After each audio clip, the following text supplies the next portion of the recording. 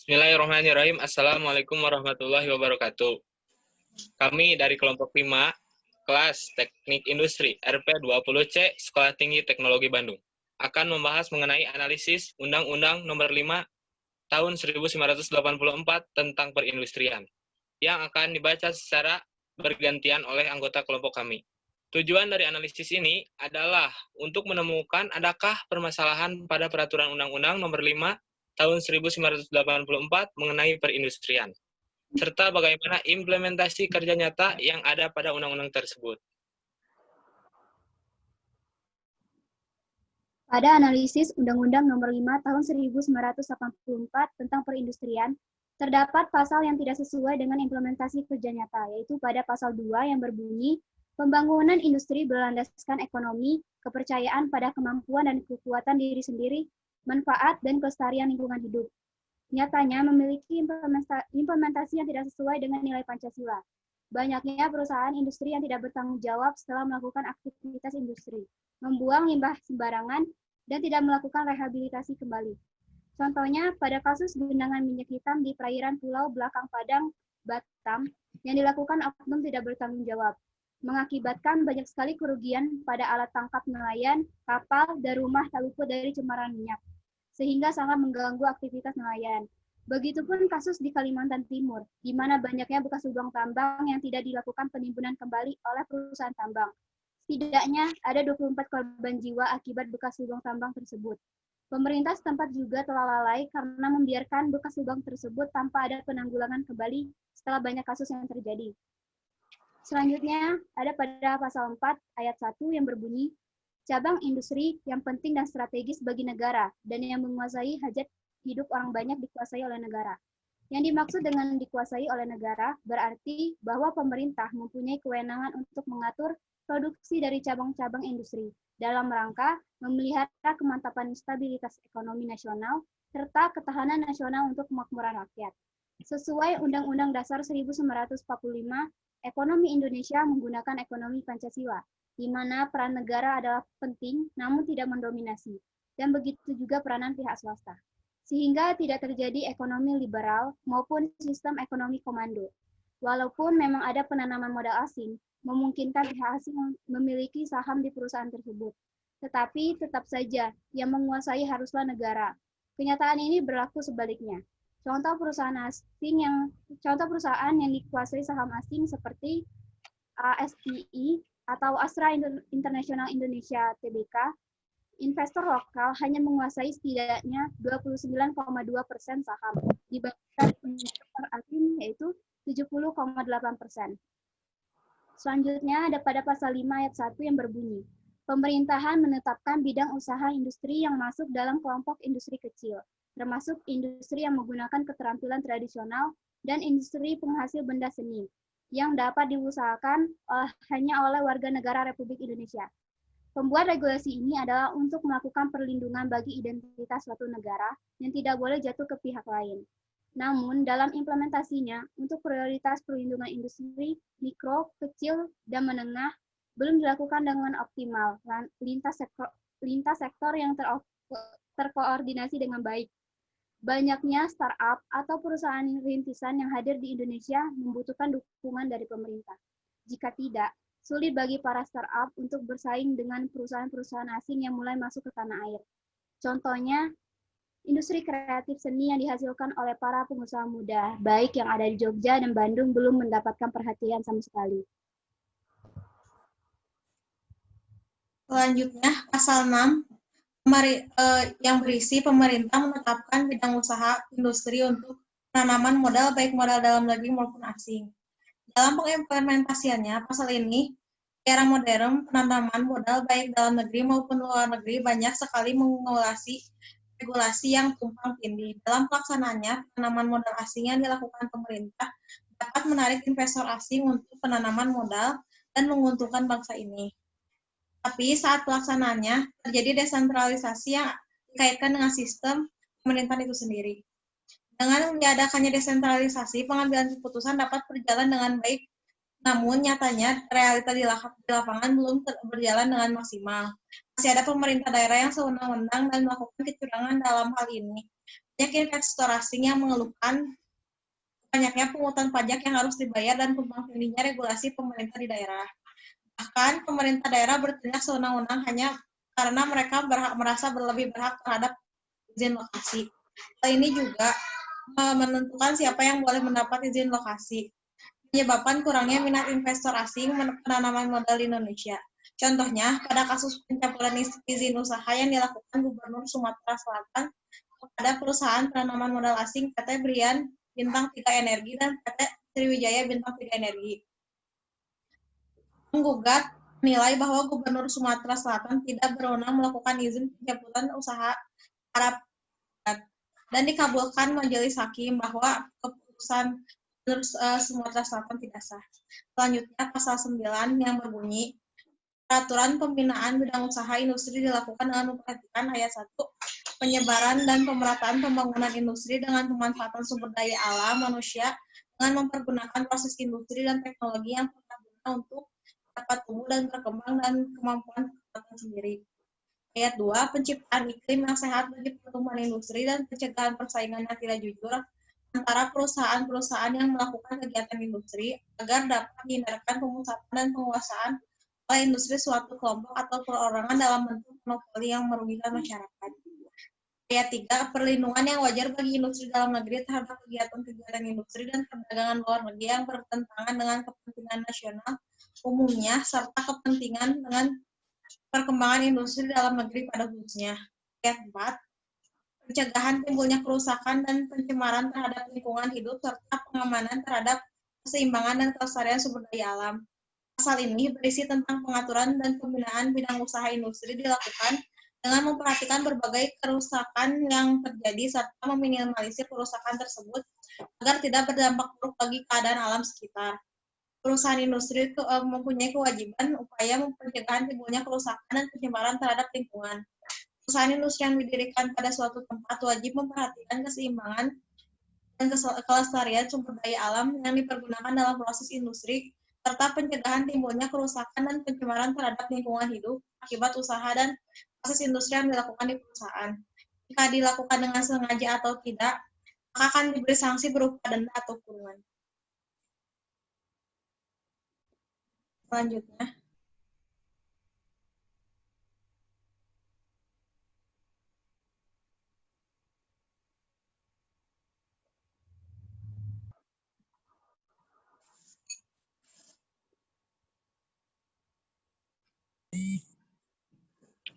Selanjutnya pasal 12 yang berbunyi untuk mendorong pengembangan cabang-cabang industri dan jenis-jenis industri tertentu di dalam negeri, pemerintah dapat memberikan kemudahan atau perlindungan yang diperlukan. Yang dimaksud dengan kemudahan atau perlindungan yang diberikan oleh pemerintah untuk mendorong pengembangan cabang industri dan jenis industri adalah antara lain dalam bidang perpajakan, permodalan, perbankan, dan bea masuk dan cukai, sertifikat ekspor, dan lain sebagainya. Namun masih ada kendala di lapangan seperti masih buruknya pelayanan publik yang disediakan oleh pemerintah. Adanya pinjaman modal, contoh seperti KUR, kredit, usaha rakyat, dan UKM yang masih susah didapat. Lalu pasal 15 yang berbunyi, ayat 2, pemerintah mengadakan pembinaan berupa bimbingan dan penyuluhan mengenai pelaksanaan upaya yang menyangkut keamanan dan keselamatan alat, proses, serta hasil produksi industri termasuk pengangkutannya. Dalam rangka pembinaan berupa bimbingan dan penyuluhan, pemerintah memberikan petunjuk-petunjuk pelaksanaan mengenai upaya menjamin keamanan dan keselamatan terhadap pengguna alat, bahan baku, serta hasil produksi industri termasuk pengangkutannya dengan memperhatikan pula keselamatan kerja. Adapun yang dimaksud dengan pengangkutan adalah pengangkutan bahan baku dan hasil produksi industri yang berbahaya. Selain itu, perlu diawasi pula langkah-langkah pencegahan timbulnya kerusakan dan pencemaran terhadap lingkungan hidup, serta pengamanan terhadap keseimbangan dan kelestarian sumber daya alam. Adanya pelatihan kerja yang dibuat oleh pemerintah untuk meningkatkan keterampilan dan tambahan ilmu dalam bidang tertentu, contohnya diadakannya pelatihan dimulai dari desa dan kota yang menghasilkan tenaga ahli dalam bidang tertentu. Namun masih ada pemerintah yang lalai menyangkut pengawasan keamanan produksi industri dengan membiarkan atau tidak menanggulangi kerusakan di lingkungan. Lalu pasal 6 ayat 1. Dalam menjalankan atau mengembangkan bidang industri, perusahaan industri menggunakan dan menciptakan teknologi industri yang benar dengan memanfaatkan perangkat yang tersedia dan telah dikembangkan di dalam negeri. Ayat 2, apabila perangkat teknologi industri tidak diperlukan, tidak tersedia atau tidak cukup tersedia di dalam negeri, pemerintah membantu pemilihan perangkat teknologi industri dari luar negeri yang diperlukan dan mengatur pengalihannya ke dalam negeri. Pemerintah dan pasal 3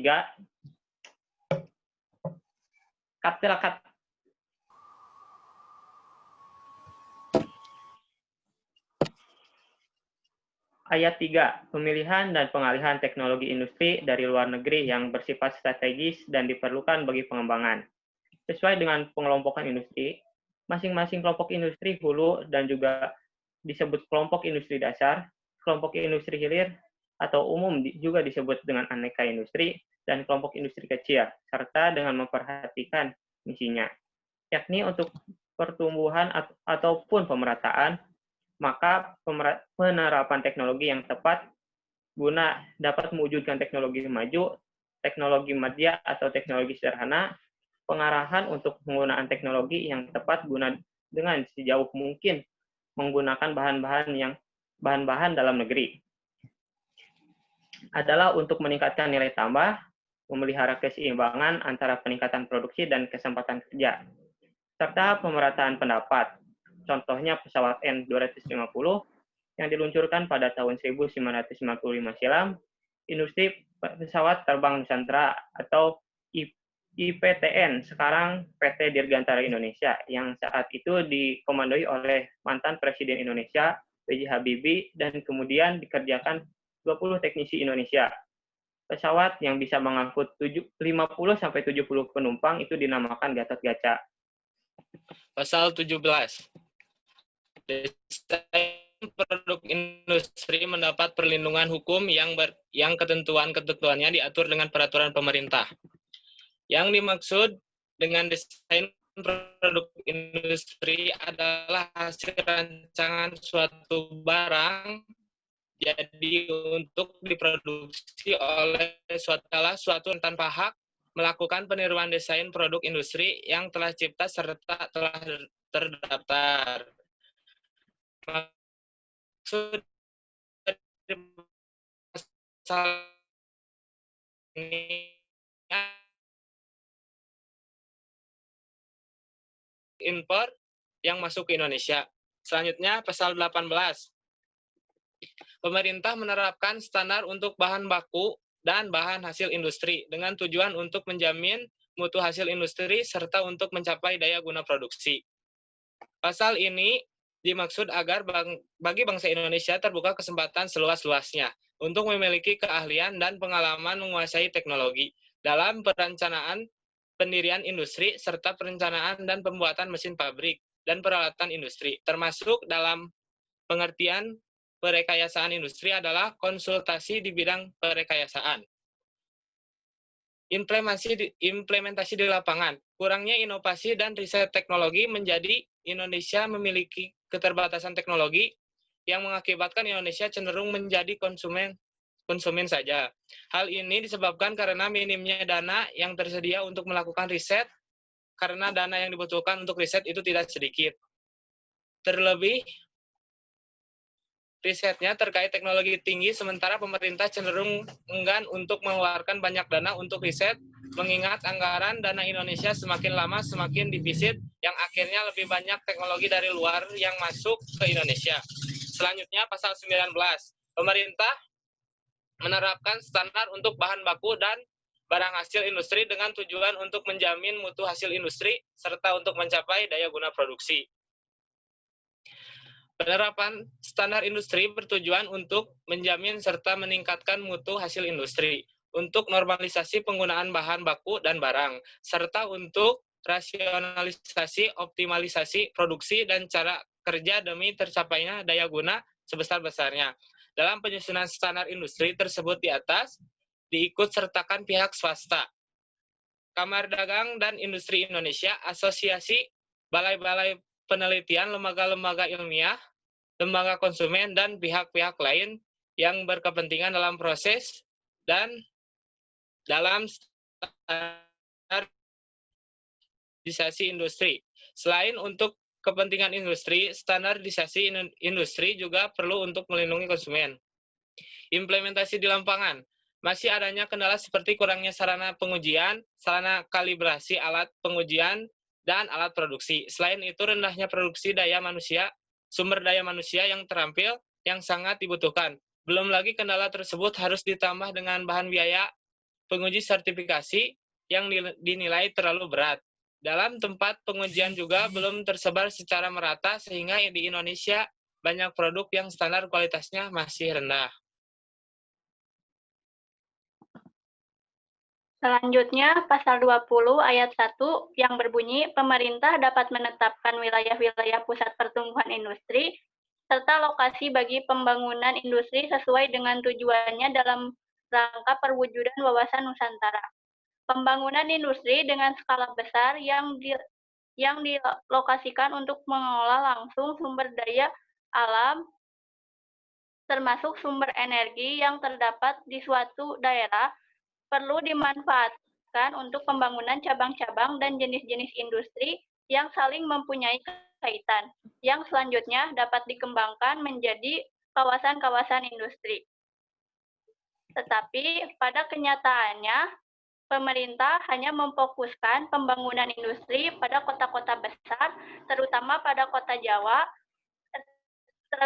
Pulau Jawa, sehingga menyebabkan kota-kota kecil pertumbuhan ekonominya terhambat. Contohnya, di Papua, pertumbuhan ekonominya melambat. Kemudian, pasal 21 ayat 1, perusahaan industri wajib melaksanakan upaya keseimbangan dan kelestarian sumber daya alam, serta pencegahan timbulnya kerusakan dan pencemaran terhadap lingkungan hidup akibat kegiatan industri yang dilakukannya. Perusahaan industri yang didirikan di suatu daerah wajib memperhatikan keseimbangan dan kelestarian sumber daya alam, serta pencegahan timbulnya kerusakan dan pencemaran terhadap lingkungan hidup. Tapi pada kenyataannya masih banyak perusahaan industri yang mengesampingkan hal tersebut. Contohnya, pada tahun 2018 di Bekasi terdapat banyak sisa limbah terbanyak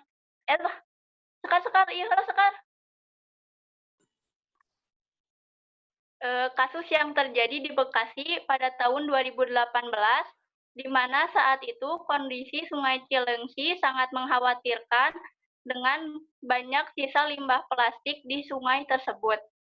Kemudian pasal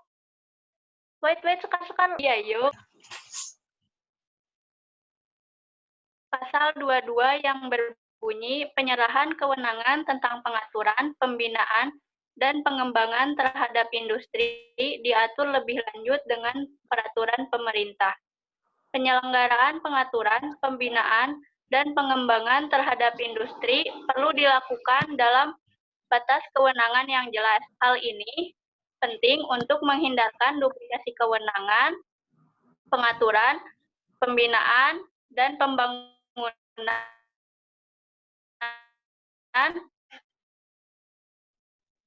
bidang usaha industri dalam upaya benang atas ini sekar.